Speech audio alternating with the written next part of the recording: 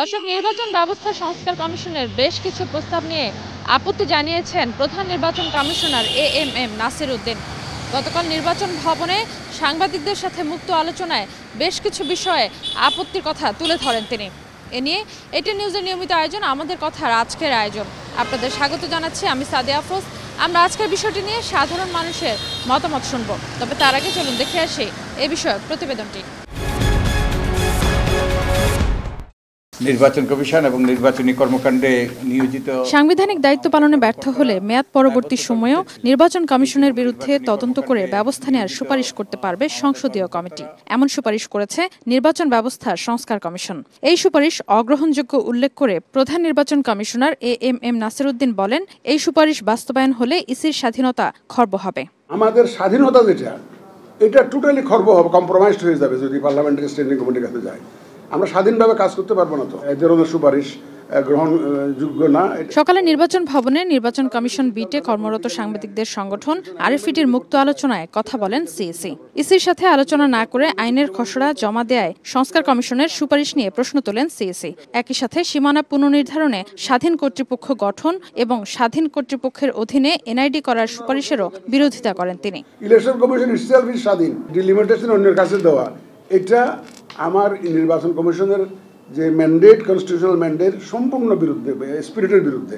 CEC আরো বলেন, সংস্কার বিষয়ে সিদ্ধান্ত চূড়ান্ত না হওয়ায় অনিশ্চয়তায় পড়েছে কমিশন। এগুলো কতটুকু গ্রহণযোগ্য হবে, কতটুকু হবে না, এটা তো আমরা এই মুহূর্তে বলতে পারতেছি না।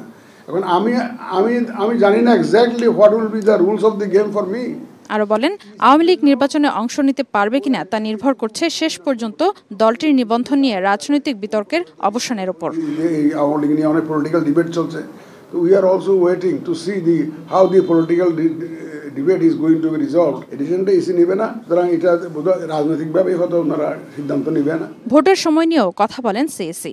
বলেন, ডিসেম্বরে জাতীয় নির্বাচন করতে হলে অক্টোবরের মধ্যেই প্রস্তুতি শেষ করতে হবে। জুন মাসে তো ইলেকশন সাধারণত আমরা তো অতীতে দেখি নাই এরকম যে বর্ষাকালে ইলেকশন হতে।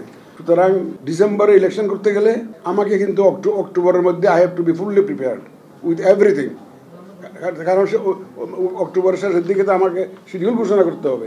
স্থানীয় সরকার নির্বাচন আয়োজনে 1 বছর সময় অন্তত লাগবে বলে জানান সিইসি। তাই আগে স্থানীয় সরকার নির্বাচন করলে প্রধান উপদেষ্টার বেঁধে দেওয়ার সময়ে জাতীয় নির্বাচন করা চ্যালেঞ্জিং হবে বলেন তিনি।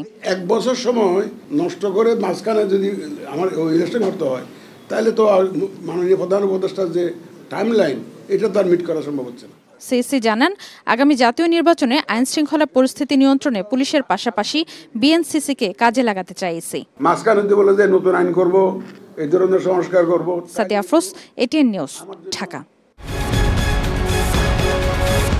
প্রতিবেদনটি দেখলেন, এবার চলুন দেখে আসি কি বলছেন সাধারণ মানুষ। নির্বাচন কমিশনের স্বাধীনতা অবশ্যই থাকা জরুরি, কারণ হচ্ছে এখানে যদি ম্যানিপুলেশন হয় অন্য কোনো দল দ্বারা অথবা অন্য কোনো বিভিন্ন ধরনের সংগঠন দ্বারা, সেক্ষেত্রে হচ্ছে নির্বাচনে অবশ্যই প্রশ্নবিদ্ধ হওয়ার একটা সুযোগ থাকে। সুতরাং এখানে তার কিছু স্বাধীনতা দরকার। তবে সেই সাথে যেই লোকেরা আছে তাদের তদারকির জন্য এবং তাদের দৈনন্দিন যেই রিপোর্ট, তারা কিভাবে কি কাজ করতেছে, এটাও ট্রান্সপারেন্ট থাকাটা জরুরি বলে আমি মনে করি। নির্বাচন কমিশনের দায়বদ্ধতা থাকতে হবে, কেননা বিগততে যে সিইসিরা ছিল, নির্বাচন কমিশন প্রধান ছিল, তারা সুষ্ঠু নির্বাচন করতে পারে নাই। তারা একটি দলকে শুধুমাত্র সুবিধা দিয়ে গেছে, যার ফলে দেশে গণতন্ত্র হারিয়েছে। আমার মনে হয় নির্বাচন কমিশনকেও তদারকি করতে হবে। বাংলাদেশ নির্বাচন কমিশন সবসময় স্বতন্ত্র প্রতিষ্ঠানে থাকা উচিত এবং সংসদীয় কমিটি যাতে তাদেরকে নিজেদের সুবিধার খাতিরে ব্যবহার করতে না পারে, এ বিষয়ে সতর্ক থাকতে হবে। নির্বাচন যাতে সুষ্ঠু মতন হয়, ওই জন্য কিন্তু একটা নির্বাচন কমিশন গঠন করা। যখন নির্বাচন কমিশন তার দায়িত্ব সঠিকভাবে পালন করতে পারবে না, তখন কিন্তু অবশ্যই সাধারণ মানুষের কাছে তাদের একটা জবাব দিতে থাকবে। নির্বাচন কমিশনের যে ক্ষমতা দিয়েছিল, এটা স্বাধীন চেতা থাকাই ভালো। স্বাধীন চেতা না দিলে তারা ক্ষমতার অপব্যবহার করবে অন্যরা, যারা ক্ষমতায় আসবে বা যে দলগুলো আদার্স যে দলগুলো আছে, যে দলই হোক না কেন, এই জন্য নির্বাচন কমিশনের স্বাধীন চেতা তার দেওয়া উচিত। ব্রাহ্মণবাড়িয়া থেকে আপনাদের সবাইকে স্বাগত জানাচ্ছি। আমি পীযূষ কান্তি আচার্য। নির্বাচন ব্যবস্থা সংস্কার কমিশনের বেশ কিছু সুপারিশ নিয়ে আপত্তি জানিয়েছেন প্রধান নির্বাচন কমিশনার এএমএম নাসির উদ্দিন। এ বিষয়ে শুনব সাধারণ মানুষের কথা। নির্বাচন কমিশনদেরকে একচ্ছত্র আধিপত্য দিতে হবে নির্বাচন ব্যবস্থাপনার ব্যাপারে। তার পাশাপাশি আবার চেক অ্যান্ড ব্যালেন্সের একটা বিষয় আছে, যেহেতু এটা সংসদীয় গণতন্ত্র, যে এখানে নির্বাচন কমিশন একটা কিছু করে চলে গেল আর কেউ জবাবদিহিতার আওতায় আনতে পারবে না, সেই বিষয়টাও এমন না, এটাও রাখা উচিত। আমার মনে হয় যে চেক অ্যান্ড ব্যালেন্সের জন্য যে সংস্কার কমিটি যেই এটা দিয়েছে, প্রস্তাবনা দিয়েছে, তার মধ্য থেকে যে নির্বাচন কমিশনকেও কিছুটা হলো জবাবদিহিতার মধ্যে রাখার যে প্রক্রিয়াটা, এটা থাকা উচিত। এরা যে সুপারিশগুলো উপস্থাপন করেছেন সেগুলোর মধ্যে যতটুকু গ্রহণযোগ্য সেটা যাচাই বাছাই করে সিদ্ধান্ত নেবে। আর তাদের উপর প্রধান নির্বাচন কমিশনার যে আপত্তিটা জানিয়েছে এটা সঠিক কেননা তার উপর কোনো সুপারিশই চাপিয়ে দেওয়া যাবে না, যাচাই বাছাই করে সিদ্ধান্ত নিতে হবে।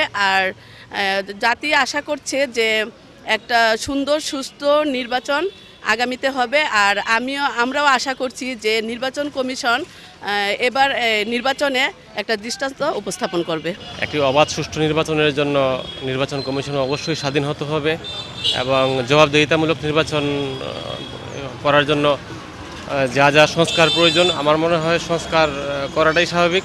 আর প্রধান নির্বাচন কমিশন যে সংস্কারের যে বিষয়ে সংস্কারের কথা বলছে, এগুলা যদি মানে জনগণের পক্ষে বা দেশের স্বার্থে বা ভবিষ্যতে সুষ্ঠু নির্বাচনের স্বার্থে যে ধরনের পরিবর্তন করা বা সংস্কার করার প্রয়োজন, আমার মনে হয় করা হোক। সবাইকেই জবাবদিহিতার মধ্যে রাখতে হবে, থাকা উচিত। আর জবাবদিহিতার পরে সবাই একটি সুস্থ ও সুন্দরভাবে যেন একটি নির্বাচন হয় এই বাংলাদেশে, এবং আমরা যেন সবাই যারা তরুণরা আছি সবাই যেন স্বাধীনভাবে নিজের পছন্দ মতো প্রার্থীকে ভোট দিতে পারি। আমাদের কথায় ফেনী থেকে স্বাগত জানাচ্ছি, আমি দিদারুল আলম। নির্বাচন ব্যবস্থার সংস্কার কমিশনের বেশ কিছু সুপারিশ নিয়ে আপত্তি জানিয়েছেন প্রধান নির্বাচন কমিশনার। এই নিয়ে শুনবো ফেনীর সাধারণ মানুষের কথা। এমন হওয়া উচিত যে সাধারণ মানুষ যেন সুষ্ঠুভাবে ভোট দিতে পারে। এখন দেখা যাচ্ছে যে অনেক সময় বিগত 15 বছর আমরা যেটা দেখছি যে একদল ভোট দিতে গেলে আরেক দল বাধা দিত, ভোট দিতে যাইতে পারতো না। এই সিচুয়েশনটা যেন না থাকে, ঠিক আছে, সবাই যেন স্বতঃস্ফূর্তভাবে ভোট দিতে পারে, সেরকম ব্যবস্থা এখন নিরপেক্ষে একদম স্বাধীন একটা নির্বাচন কমিশন দরকার। সংস্কার করে এমন করা উচিত যে একদম স্বাধীন নির্বাচন কমিশন হবে, এখানে কোনো সরকার যেন হস্তক্ষেপ করতে না পারে। নির্বাচন কমিশনটাকে স্বাধীনই রাখা উচিত, কারণ এখানে স্বাধীন থাকলে তারা তাদের মতো করে নিরপেক্ষভাবে নির্বাচন করা সম্ভব। যদি রাজনৈতিকভাবে হস্তক্ষেপ করে তখন দেখা যায় যে সরকার ক্ষমতায় থাকে সাধারণভাবে তারাই এটা প্রভাব বিস্তার করে, সেই ক্ষেত্রে নির্বাচন প্রশ্নবিদ্ধ হয়। সাধারণ মানুষ হিসেবে আমরা চাবো যে নির্বাচন কমিশন স্বাধীন থাক, সেখানে যাতে কেউ না হস্তক্ষেপ করতে পারে আর কি। এই ছিল আমাদের কথার আজকের আয়োজন। আগামীকাল একই সময়ে আমাদের কথা হাজির হবে নতুন কোনো বিষয় নিয়ে। সে পর্যন্ত ভালো থাকুন, ATN নিউজে।